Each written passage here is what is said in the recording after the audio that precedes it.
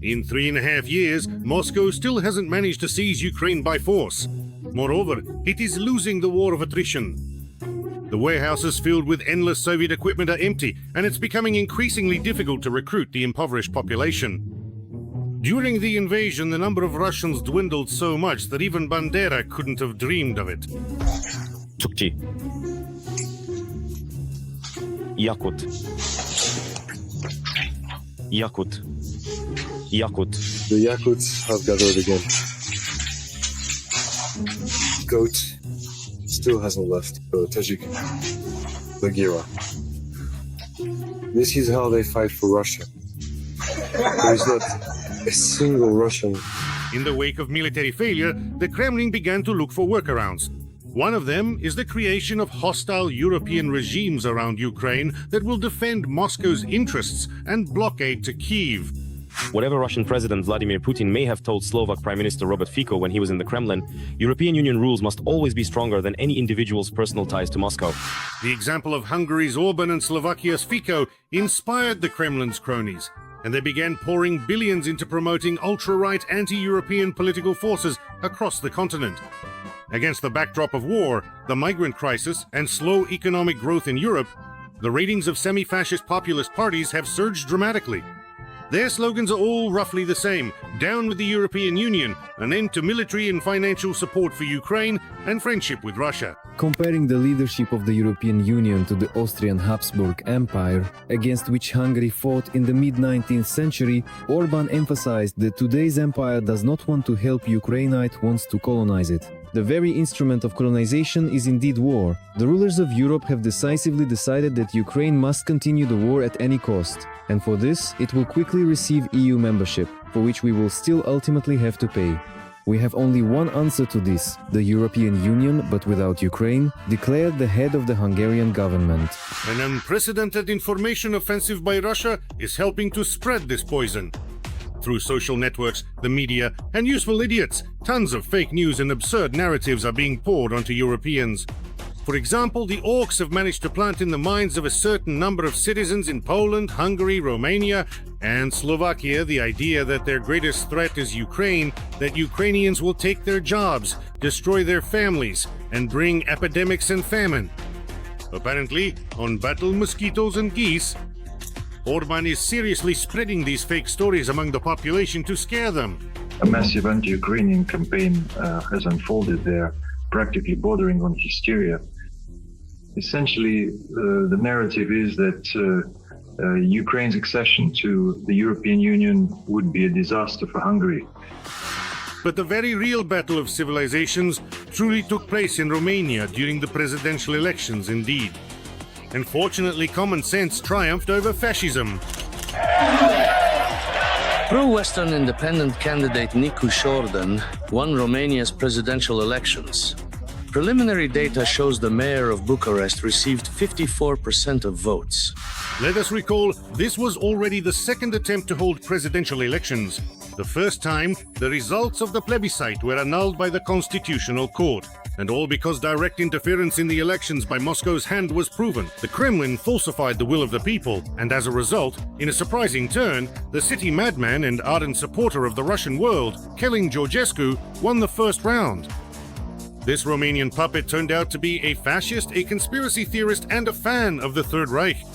A completely standard set of qualities for Putin's friends. I truly admire Gorky Pushkin. You admire Vladimir Putin? Vladimir Putin, a leader. He's among the few leaders. As I understand it, in this analysis you're conducting, he truly has something more than the others.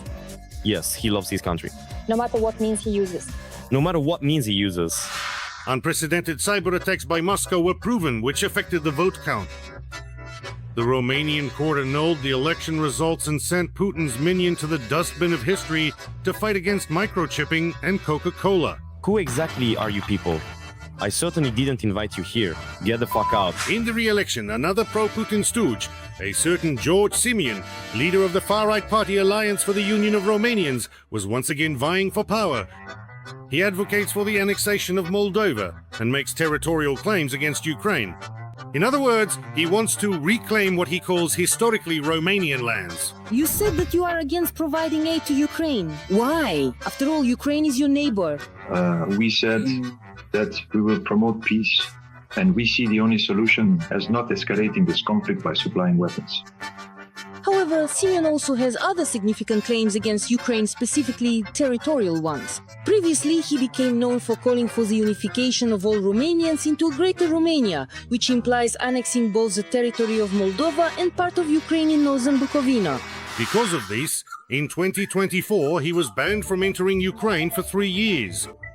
Although, we're sure that in 3 years, no one there will be happy to see him because he's picked up Kremlin narratives like fleas. Naturally, there's criticism of the EU, demands to stop aid to Ukraine, and moreover, Simeon wants Kyiv to compensate for the aid previously provided, including Patriot air defense systems. And what about the chochos? Do you want a chocho? If even Donald Trump couldn't wring out adequate compensation for the aid, only D. Mistaken truly knows what Simeon is hoping for. It's just that there's no money right now. Hang in there. All the best to you, good mood and good health. Naturally, Simeon is also obsessed with vaccination and LGBT issues. He literally can't eat because of same-sex love.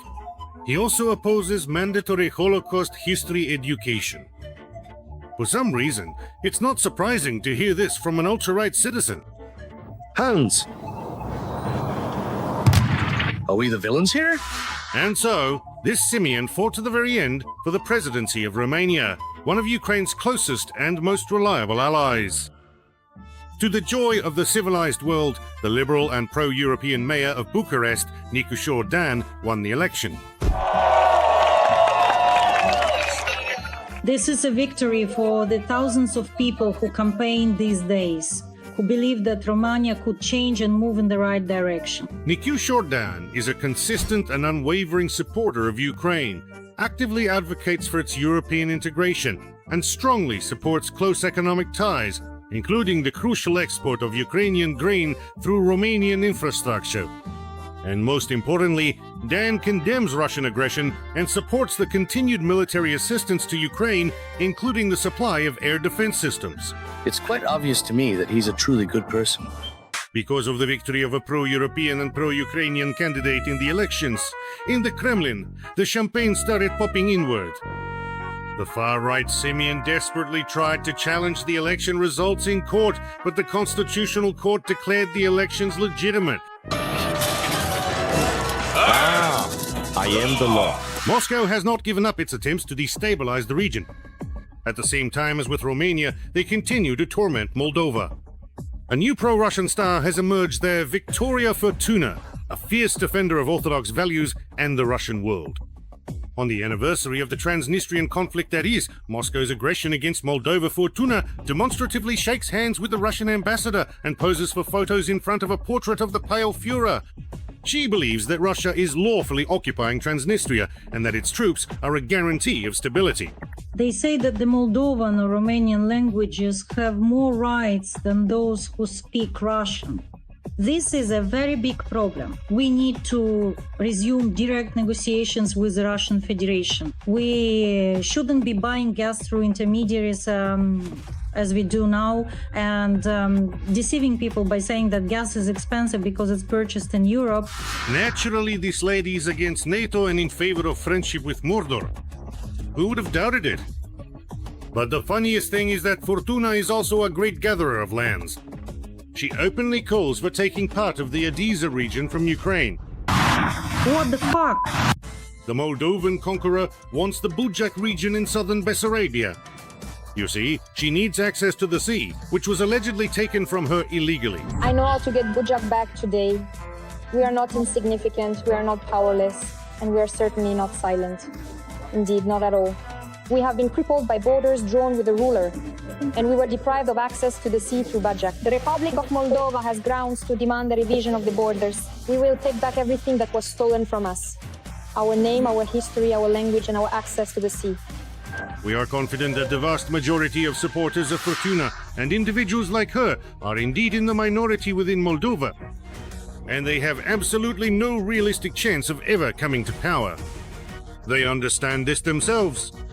That's why they are all just working to create an image for Russian propaganda. It is unlikely that even the most fanatical supporters of the Russian world in Moldova are truly ready to fight Ukraine over territories. Right now, there isn't a single country in the world that wants to go to war with Ukraine. Even the Kremlin dwarf is praying for a time machine to avoid making that insane decision on the 24th of February, 2022, a truly catastrophic one. Did you see what kind of machine they invented? Oh, get out of here! Moscow relentlessly attacks Europe with its insidious puppet matryoshkas. But Europe has already developed a strong, resilient immunity to fascists, communists, and empty populists. They will never truly win in fair democratic elections in the civilized world, and this is a fundamental and undeniable truth. I would like to remind you that this video is created for entertainment purposes and contains elements of satire and irony. All facts and events are presented in a hyperbolized or exaggerated form to convey a comedic or dramatic effect. Our goal is not to mislead, but to highlight humor. Please take it with a smile.